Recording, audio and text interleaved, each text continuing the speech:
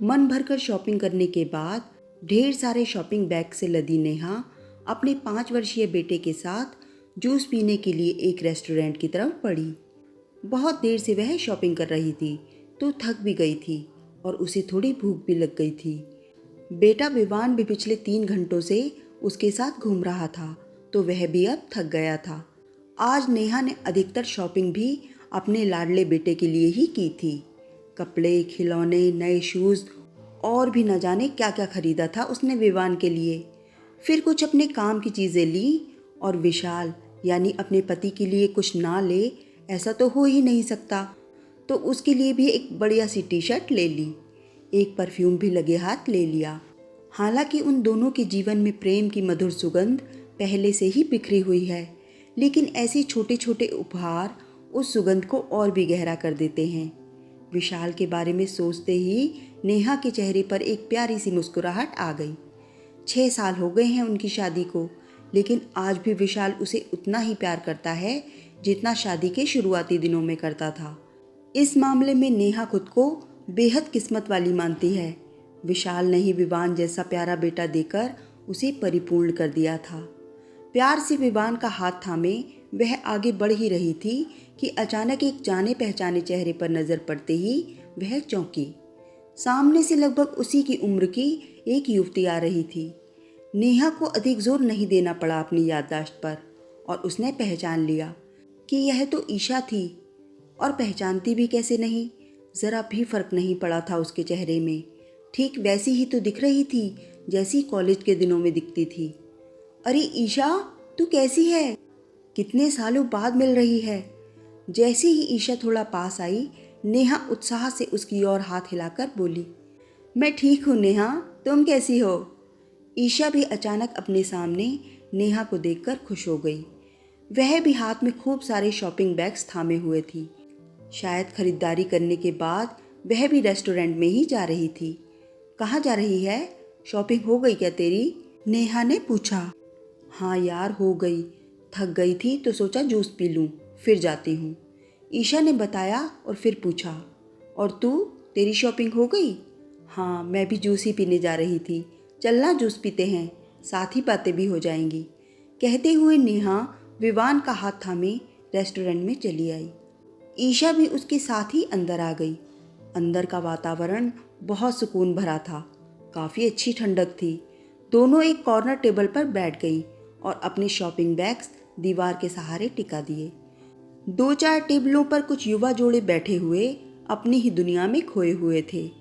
तू वैसी की वैसी ही है यार, जैसी 8 बरस पहले थी। उम्र तो तुझे जरा भी छू नहीं पाई है, नेहा ने तारीफ भरे स्वर में कहा। थैंक्स। ईशा के गालों पर लाली छा गई। और बता, कब आई यहाँ, कहाँ रहती है? नेहा ने उत्सुकता से पूछा। 1.5 साल हो गया है। जिस कंपनी में जॉब करती थी उसने एक ब्रांच यहाँ खोली है, तो मेरा ट्रांसफ़र यहाँ कर दिया गया। तब से यही हूँ, ईशा ने बताया। तू 1.5 साल से यहाँ है और मुझे पता भी नहीं, नेहा ने कहा। सॉरी यार, मेरे फ़ोन में से सारे कॉन्टैक्ट डिलीट हो गए तो किसी से संपर्क ही नहीं रहा, पर अच्छा हुआ आज तू मिल गई, ईशा खुश होते हुए बोली। हाँ यार, मन की बातें तो दोस्तों के साथ ही साझा करने में मज़ा आता है। अच्छा हुआ तू भी यहीं आ गई, तेरा साथ हो जाएगा। नेहा भी खुश थी कि चलो कोई तो पुरानी सहेली मिली जिससे दिल की बातें कर सके। नेहा और ईशा 5 साल तक एक ही कॉलेज में साथ पढ़ी थी। दोनों बहुत पक्की सहेलियां तो नहीं थीं, लेकिन अच्छी दोस्त थीं। नेहा थोड़ी गंभीर प्रकृति की पारिवारिक लड़की थी, वहीं ईशा तितली सी उड़ने वाली खुले स्वभाव की बंधन मुक्त लड़की थी, जो बहुत आज़ाद ख्यालों की थी लेकिन दिल की अच्छी थी। और बता, क्या क्या शॉपिंग की आज? बैग्स तो ढेर सारे दिख रहे हैं, लगता है जमकर जीजा जी की जेब खाली की गई है। ईशा नेहा के ढेर सारे सामान से भरे बैग्स को देखकर हंसते हुए बोली। हाँ, आज तो खूब खरीदारी की है, लेकिन अपने लिए नहीं, विवान और विशाल के लिए। नेहा बता ही रही थी कि इतने में वेटर आ गया। नेहा ने 2 गिलास मिक्स फ्रूट जूस और विवान के लिए आइसक्रीम ऑर्डर की। विवान को बैग से उसकी मनपसंद कार निकालकर खेलने के लिए दे दी। वह कार से खेलने में मगन हो गया। ओह, तो क्या क्या लिया जीजू के लिए? ईशा शरारत से मुस्कुराई। ज़्यादा कुछ नहीं, बस एक टी शर्ट पसंद आई तो ले ली, और विशाल की पसंद का एक परफ्यूम। नेहा ने बताया और साथ ही पूछा, तू अपने बारे में बता ना कुछ। जीजा जी क्या करते हैं? तेरी ही कंपनी में हैं क्या? बच्चे कहाँ हैं? कितने साल हुए शादी को? अरे बाप रे, इतने सारे सवाल! तूने तो सवालों की राइफल ही तान दी मुझ पर। मैंने शादी नहीं की यार, तू तो जानती है मैं बंधन पसंद नहीं करती, आज़ाद रहना चाहती हूँ। ये परिवार वरिवार का झंझट मुझसे नहीं होता। ईशा बोली, परिवार तो सबके लिए ज़रूरी है, यूं अकेले जीवन नहीं काटा जा सकता ईशा। शादी तो हमें एक मजबूत नींव देती है जिस पर हम अपने सपनों का घर बनाते हैं। फिर बच्चे भी तो ज़रूरी हैं, उन्हीं से तो जीवन में रौनक होती है। नेहा ने उसे समझाया। भाई मुझसे तो यह सब होगा नहीं, मैं किसी के इशारों पर नाचने वाली गुलाम बनकर नहीं रह सकती। मैं किसी की सेवा टहल नहीं कर सकती। मैं तो आज़ाद रहना ही पसंद करती हूँ, ईशा मस्ती से बोली। किसने कहा कि शादी का मतलब किसी के इशारों पर नाचना होता है या किसी की गुलामी होता है? ये तो एक खूबसूरत बंधन है जिसमें हमें भी तो अपना सुख दुख बांटने वाला, परवाह करने वाला साथी मिलता है। आज नहीं तो कल एक साथी की ज़रूरत तो तुझे भी पड़ेगी ना। सारा जीवन यूं अकेले तो नहीं कट सकता। नेहा का मन उसकी बातें सुनकर थोड़ा उचट गया था। साथी की क्या ज़रूरत है यार, मेरा बॉस संजय मेरी हर ज़रूरत का ध्यान रखता है। ना पैसे की कमी है ना किसी दूसरी बात की। पता है, एक शानदार फ्लैट लेकर दिया है उसने मुझे, और आज शॉपिंग करने के लिए पैसे भी उसने ही दिए हैं। डायमंड ईयररिंग्स लिए हैं मैंने आज, ईशा ने बेझिझक बताया। तभी वेटर जूस की गिलास और आइसक्रीम का कप टेबल पर रख गया। नेहा ने विवान को आइसक्रीम दी। तू बोल तो है शुरू से, वो तो ठीक है, लेकिन तुझे नहीं लगता कि ऐसा अनैतिक संबंध ठीक नहीं है? संजय क्या आगे तुझसे शादी करेगा? नेहा का मन खिन्न हो गया था। वो तो पहले से ही शादीशुदा है, और वैसे भी मुझे भी कहाँ शादी करनी है उससे। ईशा लापरवाही से जूस के घूंट भरती हुई बोली। क्या शादीशुदा है? तू जानती भी है ये क्या खिलवाड़ कर रही है तू अपने जीवन से? नेहा चौंक कर बोली। छोड़ यार, क्या फ़र्क पड़ता है? ईशा लापरवाही से बोली। क्या फ़र्क है तेरे और मेरे जीवन में, रिश्ते में? प्यार तो प्यार है। मैं और संजय एक दूसरे से प्यार करते हैं, अच्छी अंडरस्टैंडिंग है हमारे बीच। संजय के साथ ज़िंदगी बेहद सुकून से बीत रही है, बेहद खुशहाल, मस्ती भरी। संजय हर प्रॉब्लम में छाता बनकर ढक लेता है मुझे, बस और क्या चाहिए? ईशा उसी लापरवाही से बोली। फ़र्क पड़ता है ईशा, बहुत फ़र्क पड़ता है। मेरे सिर पर छत है और तेरे सिर पर छाता। घर परिवार छत के नीचे बनता है, छाते के नीचे नहीं। तेज़ हवा में छाता उड़ जाता है लेकिन छत नहीं उड़ती। अभी जीवन की कठोर वास्तविकता से तेरा सामना नहीं हुआ है। अभी सब नीली रूमानियत की रिमझिम फुहारों के बीच तुझे छाते के नीचे ही रहना अच्छा लग रहा है, लेकिन जिस दिन तूफान आएगा और छाता उड़ जाएगा ना, उस दिन तुझे पैर टिकाने के लिए ज़मीन भी नहीं मिलेगी, नेहा ने अफसोस भरे लहजे में कहा। थोड़ी देर पहले ही पुरानी सहेली से मिलने का जो उत्साह उसके मन में था वह बुझ चुका था। ईशा के मना करने के बाद भी नेहा ने वेटर को बुलाकर जूस और आइसक्रीम के पैसे चुका दिए और विवान का हाथ पकड़कर रेस्टोरेंट से बाहर आ गई। ईशा हैरान सी थोड़ी देर वहीं बैठी रही, फिर मुंह बिचकाकर बाहर आकर एक टैक्सी पकड़कर अपने फ्लैट पर चली आई।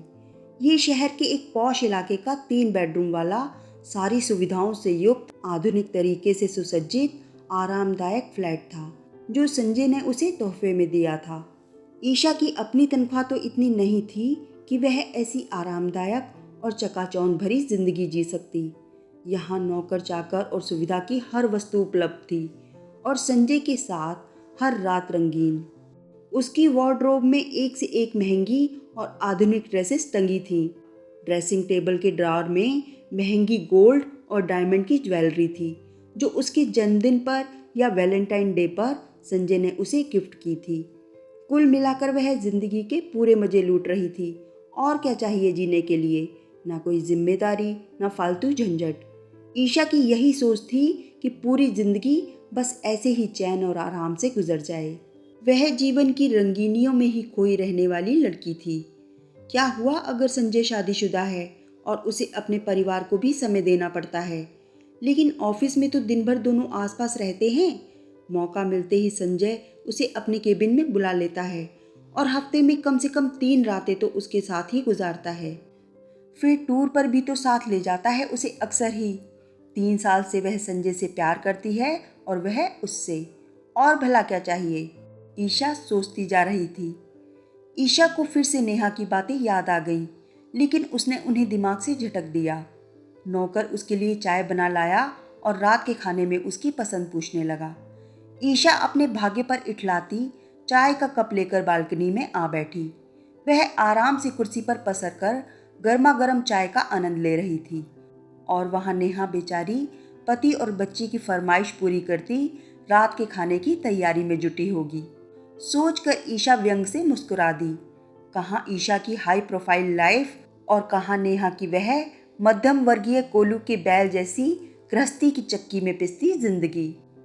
इधर अपने घर लौटी नेहा ईशा की बातों से परेशान थी, लेकिन उसके लौटने तक विशाल के घर आने का समय हो चला था। सामान रखकर उसने फटाफट गैस पर चाय चढ़ा दी और विवान के हाथ मुंह धोकर कपड़े बदलवा दिए। खुद भी चेंज करके फ्रेश हो गई। थोड़ी ही देर में विशाल भी आ गया। नेहा अपनी और विशाल की चाय लेकर ड्राइंग रूम में आ गई और चाय पीते हुए बड़े उत्साह से लाया हुआ सामान उसे दिखाने लगी। विवान भी अपने कपड़े और खिलौने दिखाने लगा। विशाल दोनों की खुशी देखकर खुश था। दिन तेजी से बीत रहे थे। अपने परिवार में मगन नेहा ईशा को कब का भूल चुकी थी। ईशा से मिले हुए भी उसको 2 साल बीत चुके थे। एक दिन घर के लिए किराने का सामान लेने वह सुपरमार्केट गई। घर पर विशाल के माता पिता यानी नेहा के सास ससुर आए हुए थे, तो नेहा विवान को घर पर ही छोड़ आई थी। यूं भी वह अपने दादा दादी के साथ बहुत खुश रहता था। नेहा भी निश्चिंत होकर सामान लेने आ गई। परिवार का यही तो सुख और सुरक्षा है। ट्रॉली भर सामान लेने के बाद नेहा बिलिंग के लिए काउंटर देखने लगी, तो एक काउंटर पर भीड़ कम देखकर वह उसी लाइन में लग गई। जब नेहा की बारी आई तो बिलिंग करने वाली लड़की को देखकर वह पूरी तरह से चौंक गई। वह लड़की भी नेहा को देखकर सक पका गई थी। नेहा ने उसे गौर से देखा। हाँ, वह ईशा ही थी, लेकिन कितनी बदल गई थी। शरीर बेडौल हो गया था, चेहरे की रंगत फीकी पड़ गई थी और अपनी उम्र से 10 साल बड़ी लग रही थी। आंखों के नीचे काले घेरे पड़े थे, बीमार भी लग रही थी। वह सिर झुकाकर चुपचाप बिलिंग करती रही। जब सारे सामान का बिल बन गया तो नेहा ने पैसे चुकाए और ईशा से साथ आने को कहा। ईशा ने चुपचाप उसकी बात मान ली और काउंटर पर एक दूसरी लड़की को बिठाकर नेहा के साथ चली आई। दोनों पास की एक कॉफ़ी शॉप में आ गई। नेहा ने 2 कप कॉफ़ी का ऑर्डर दिया। तू यहाँ कैसे ईशा? वह भी इस हाल में, ऐसी मामूली नौकरी में?